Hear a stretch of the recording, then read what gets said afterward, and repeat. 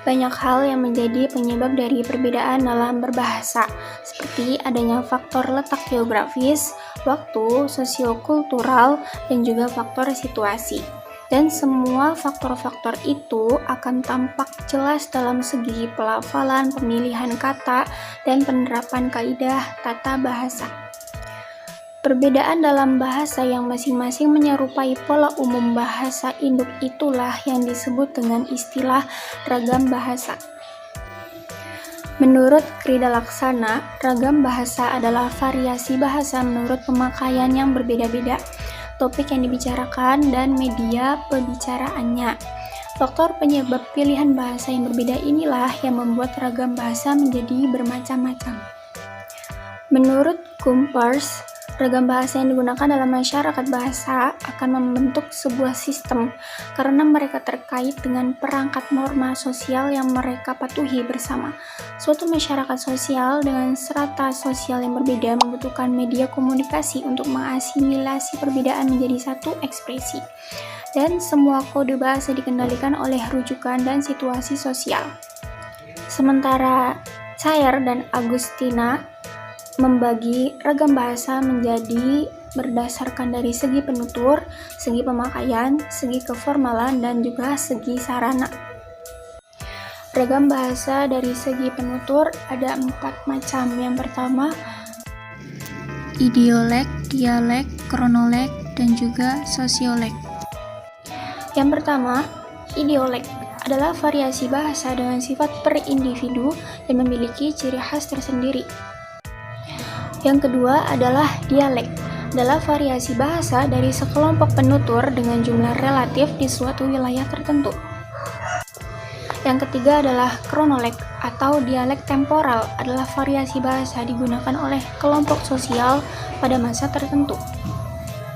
Dan yang keempat adalah sosiolek atau dialek sosial, adalah variasi bahasa yang berkenaan dengan status, golongan, dan kelas sosial penuturnya. Variasi bahasa sosiolek ini ada 8 macam. Yang pertama adalah akrolek, basilek, vulgar, slang, kolokial, jargon, argot, dan juga ken. Yang pertama adalah akrolek, adalah variasi sosial yang dianggap lebih tinggi dari variasi sosial yang lainnya. Yang kedua adalah basilek, adalah variasi sosial yang dipandang lebih rendah. Vulgar adalah variasi sosial yang tampak pada pemakai bahasanya yang kurang terpelajar. Slang adalah kata-kata baru yang memperkaya kata bahasa dengan mengkomunikasikan kata-kata lama dengan makna yang baru. Kolokial adalah variasi sosial yang digunakan dalam percakapan sehari-hari, cenderung menyingkat kata karena bukan merupakan bahasa tulis. Jargon adalah variasi sosial yang digunakan secara terbatas oleh kelompok sosial tertentu. Argot adalah variasi sosial yang digunakan secara terbatas oleh kelompok tertentu dan bersifat rahasia.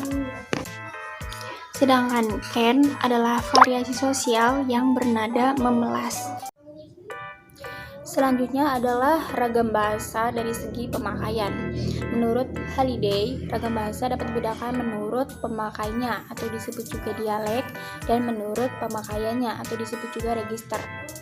Register adalah bentuk ragam bahasa yang disebabkan oleh sifat khas kebutuhan pemakaian bahasa berkaitan dengan jenis pekerjaan maupun kelompok sosial tertentu, seperti pemakaian bahasa para pilot dan manajer bank.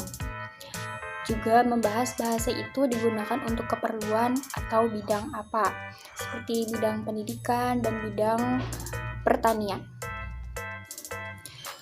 Lalu, Halliday juga membagi register itu menjadi 3 bagian, yaitu bidang, tenor, dan juga cara.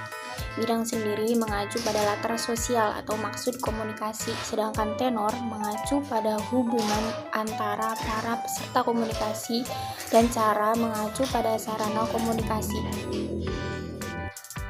Selanjutnya adalah ragam bahasa dari segi keformalan. Joss membagi ragam ini menjadi 5 bagian, yaitu ragam beku atau frozen, ragam resmi atau formal, ragam usaha atau konsultatif, ragam santai atau kasual, dan juga ragam akrab atau intimate. Variasi bahasa menurut keformalan yang pertama adalah ragam beku atau frozen. Adalah ragam bahasa yang paling formal, biasa digunakan ketika acara khidmat seperti upacara kenegaraan dan juga pada undang-undang. Yang kedua adalah ragam resmi atau formal, adalah variasi bahasa yang sering digunakan seperti pada rapat-rapat dinas dan juga pidato.